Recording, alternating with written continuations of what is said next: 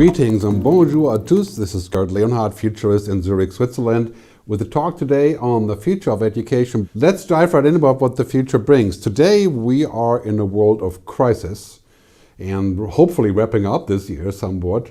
But this crisis has also brought tremendous opportunity. It has brought a global reset about thinking about what we want and who we are.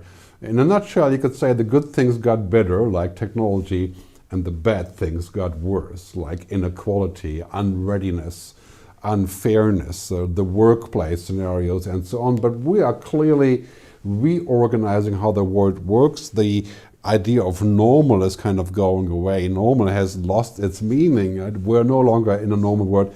And believe one thing, as we're rebuilding our work today, we're not going to go back to the old normal. We're not going back to a world of 2019, the pre-pandemic, where everything continues, our flying, our eating, our habits. Of course we're going to go to restaurants. Of course we're going to meet up in person, hopefully study in person.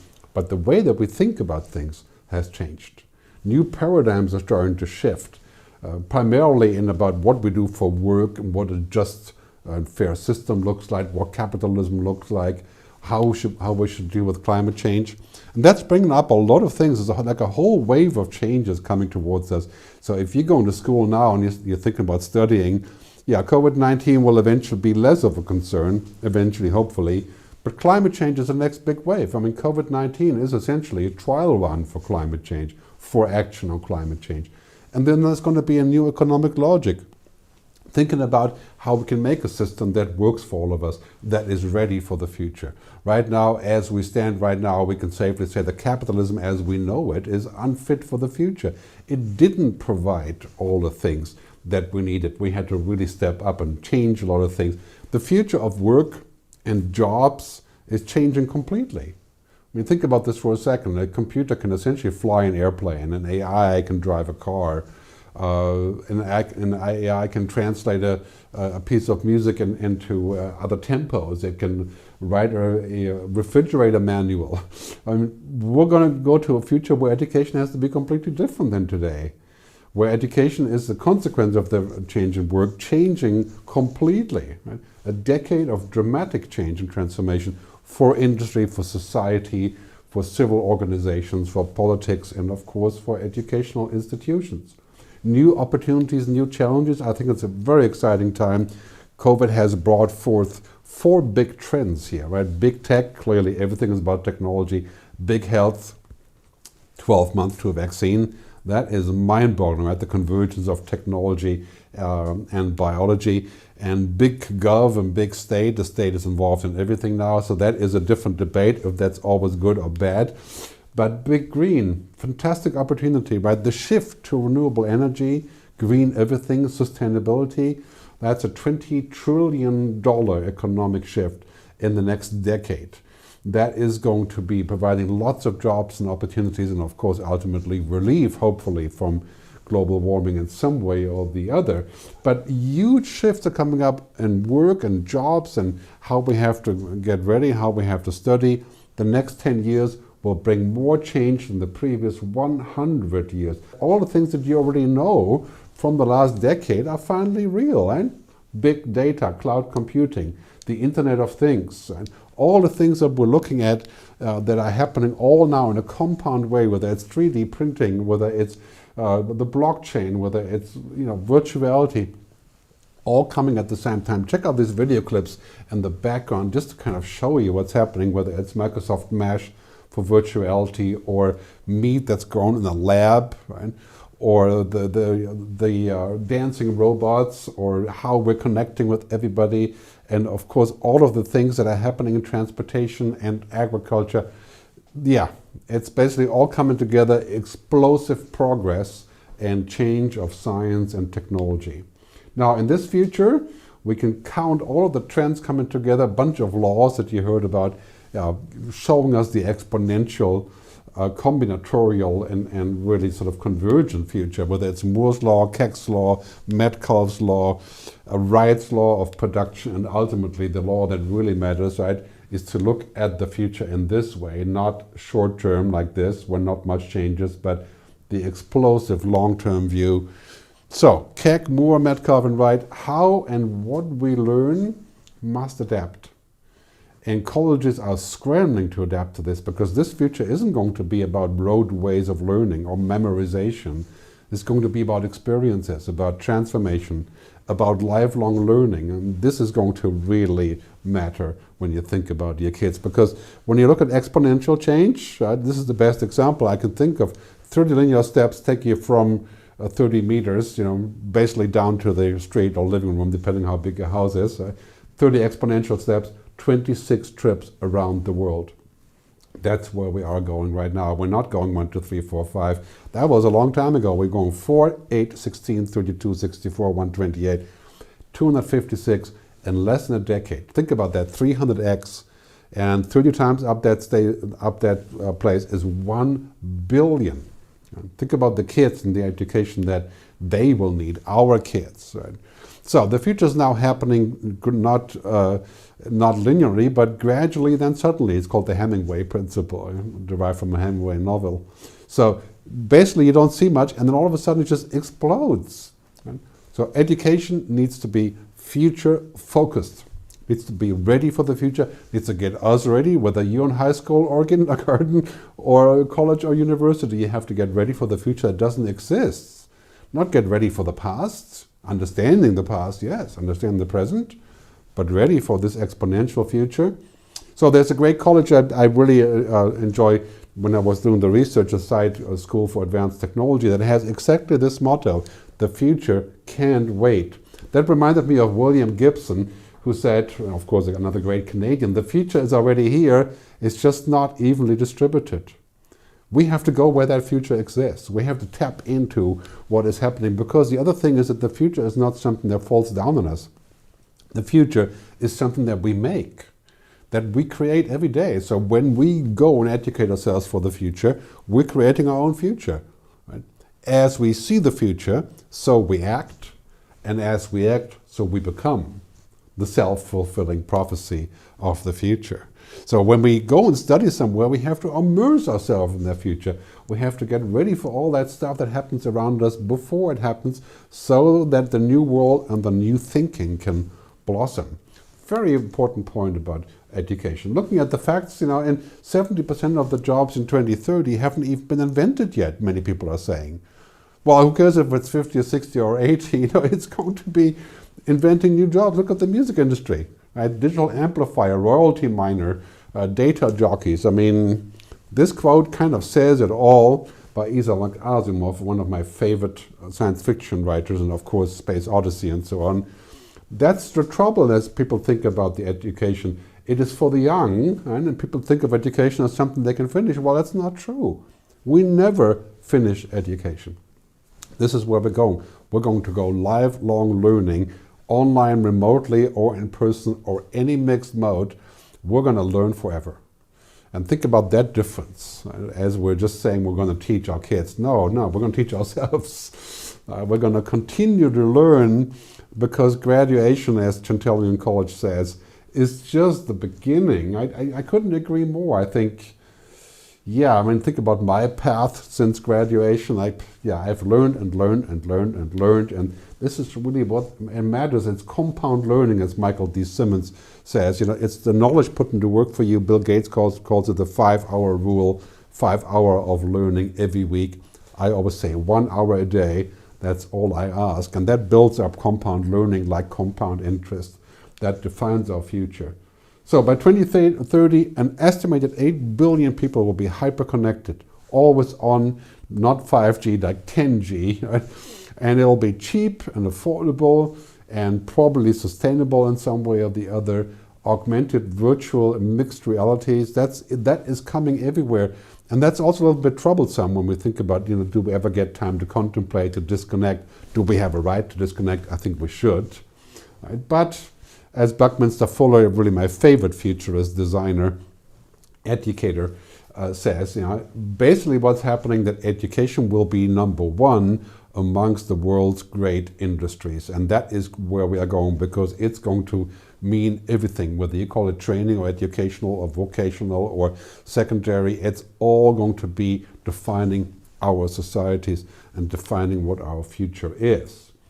And jobs are changing so much, it's quite clear that every job that can be digitized and automated, virtualized, will be. Right? It's basically as computers are learning how to do our work, through machine learning and deep learning. And the megashifts are taking hold, as I call them. You can download this, by the way, at megashifts.digital. There's a whole chapter about this.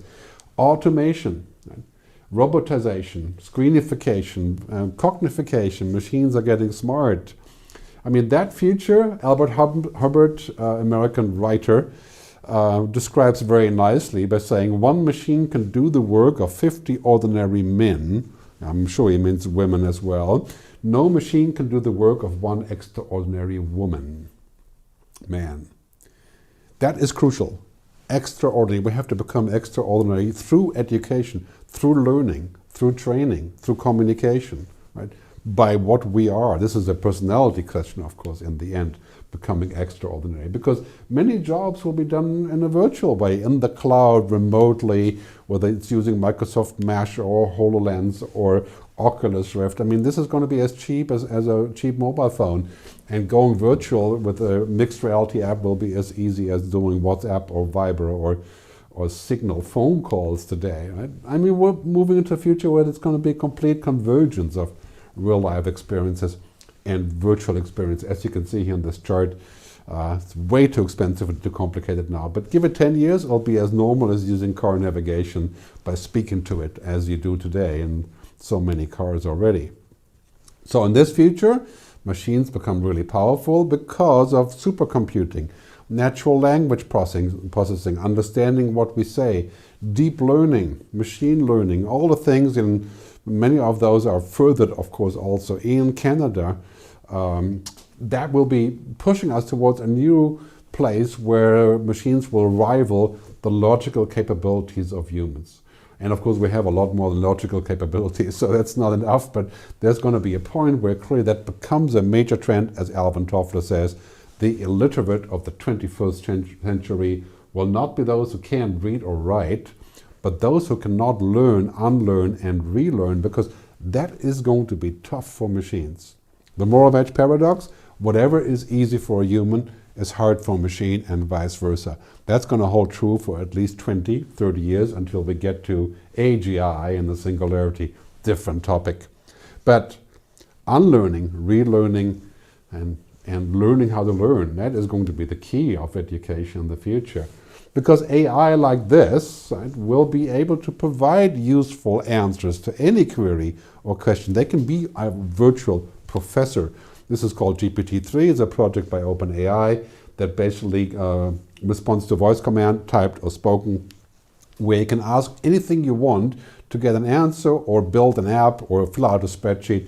This app is called Learn from Anyone.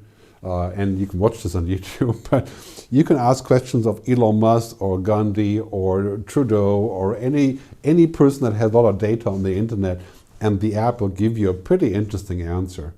So whether that's learning or not, I don't know, but it's certainly a very useful research tool. Imagine if this happens in the near future. This is clearly kind of the convergence of humans and machines. It's the convergence of HI and AI coming together. And I certainly don't wish to merge with technology as a human myself, but these tools are going to be extremely powerful. Make me think about education. What will this mean for learning?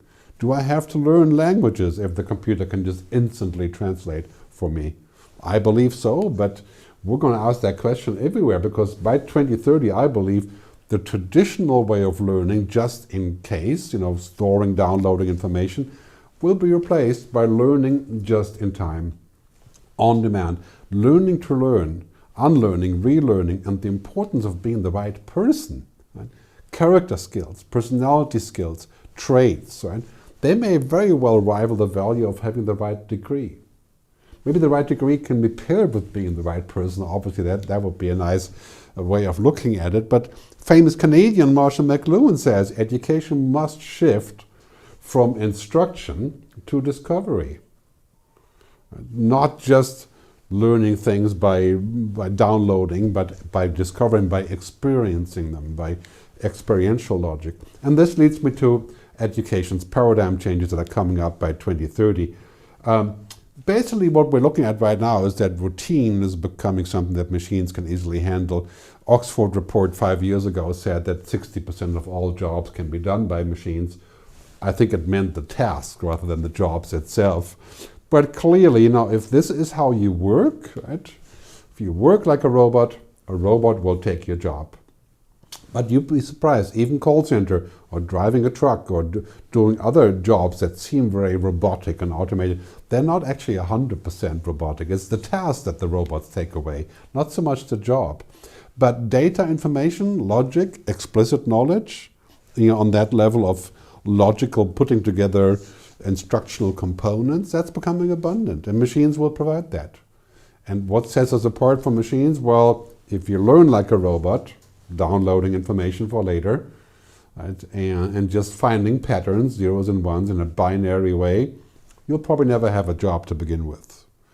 And when you think about our kids and what kind of college they should go to or where they should study, that is clearly a consideration. They should learn how to learn. They should learn for the future. Because I really believe that anything that can be digitized, virtualized will be. This is research from the World Economic Forum from a couple of years ago, already pointing out the growth of machine-based work. I don't believe, however, that machines are going to get smart and will become useless humans.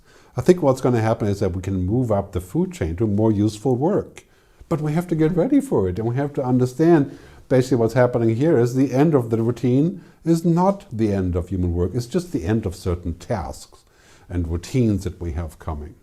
And I think this is something we have to get ready for. How do we discover the things that machines can't do? We don't even know the jobs that are going to exist in 10 years.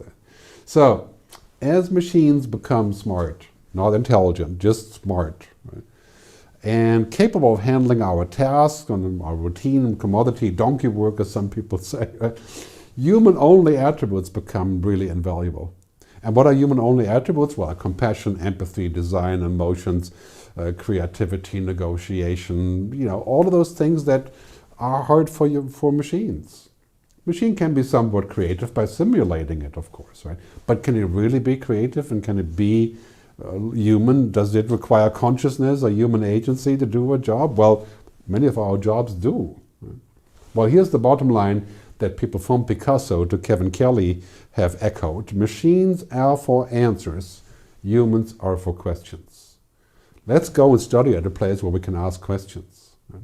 Where we can actually find out things that aren't written down as a formula, where we can move up the pyramid from the bottom of the sort of Maslow-like pyramid, intellectual knowledge and deeper knowledge, up towards tacit, implicit knowledge, understanding, wisdom, and purpose. Of course, in the end, that's where most of our jobs will be in the future. Our ultimate job is going to be human. And the ultimate education will be to teach us to be more human and to nurture us to be more human as we're moving up this pyramid and creating a whole new way of looking at the world in a holistic way. And this is clearly also where sustainability comes in. We have to look at the world in a whole new way, and this has become clear in the COVID crisis. Sustainable is going to be the new profitable, and green is the new digital. And for that, we need to figure out our skills, personality, character, mindset, values, ethics, beliefs. They all belong together in education in the future. So it's going to be about experiential learning, whether you're doing it online or offline in real life or in what's called meet space or in virtual space. It's going to be combining all different feeds that we're going to see in the future and clearly move into this kind of experience economy that Pine and Gilmore talked about in 1998. Moving from providing commodities, goods and services to experiences. Educational institutes and educators and teachers must provide uniquely powerful experiences.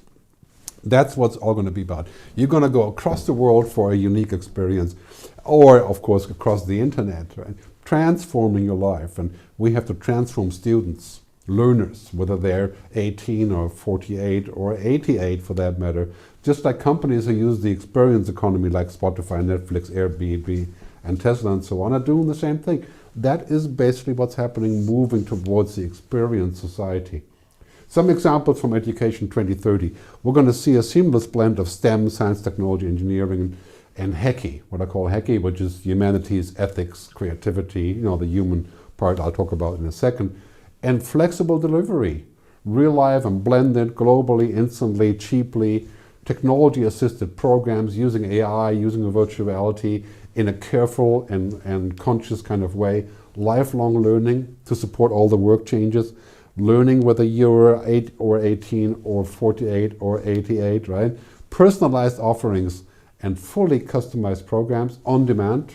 That is, of course, doable digitally.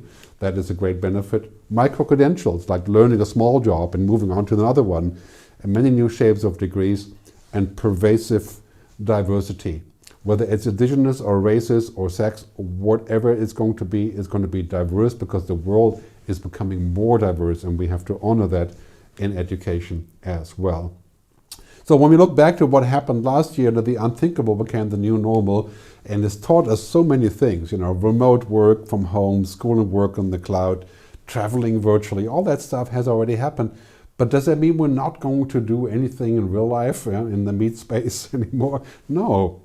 It just means that new possibilities have emerged. Right? And we need to be so careful also to get rid of the digital divide and provide those tools to anybody that wants to have them, and not create a K-shaped recovery where the rich get more rich quicker and everybody else kind of falls through the cracks. And the same goes for diversity. We have to make a conscious effort to put all that in there to make it possible for anyone to tap into that resource around the world. That's a key point.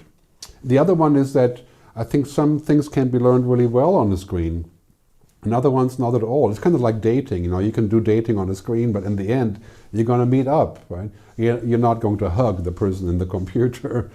So we're going to live in a world where it's about both of those things, the EQ and the IQ. It's going to be both, depending, of course, what your talents are. But the EQ, the emotional quotient, that is something that needs to grow and needs to be nurtured and needs to have a holistic approach. Because as many psychologists like Kahneman and others like Moshe Feldenkrais tell you, we think and we learn with the body, not just the brain.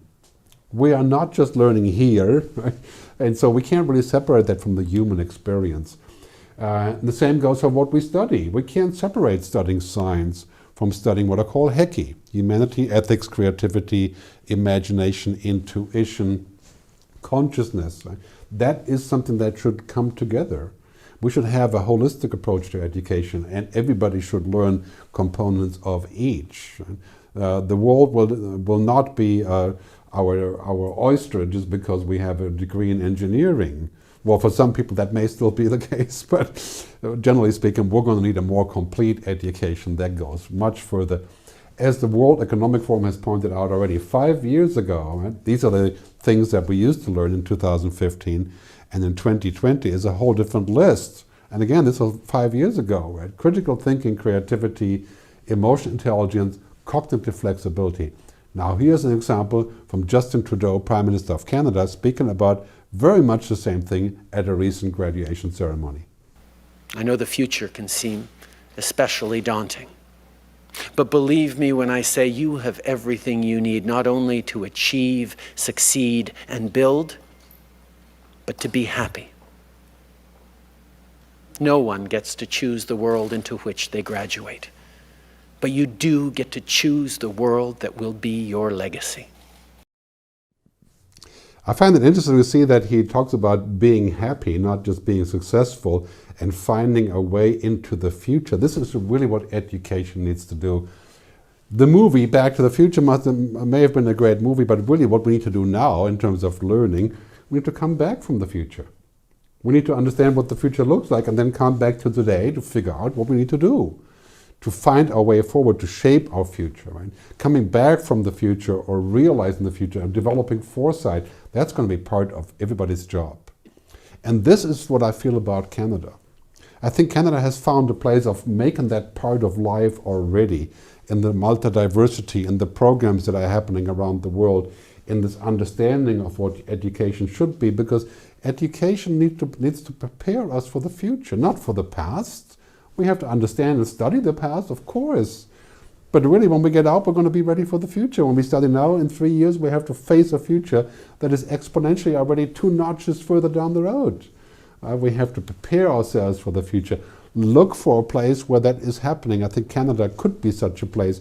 Canadians in the future are pretty well acquainted. Marshall McLuhan, of course, William Gibson, Keanu Reeves, Douglas Copeland, Naomi Klein, Cory Doctorow, and of course the famous Elon Musk. That is Canadians in the future. Add Margaret Atwood to this, and of course Dr. Tomorrow, Frank Ogden, Alexander Graham Bell, Stephen Mann, and Jeffrey Hinton in AI. Canadians in the future are kind of teaming up pretty well there. Let's think about what that means for education when you have institutions like these that are offering as a headline already that they are future-focused. Many people will be struggling with that, of course, and many countries are promising this. But I think this is an interesting angle. Canada can bring us the future, as you can see in these quotes from Canadian educators. David Bowie said, "The future belongs to those that can hear it coming." I love that image with the ears, just such a perfect fit. And if you look at what's happening in Canada, whether it's about Saskatchewan Polytechnic or all of the other ones that you're seeing here, ready for what happens next, the better is coming. New world, new thinking, and I would add to that, new training, new education, new way to look at the future. So, if you want to get ready for the future, think about studying in Canada. Thanks for tuning in.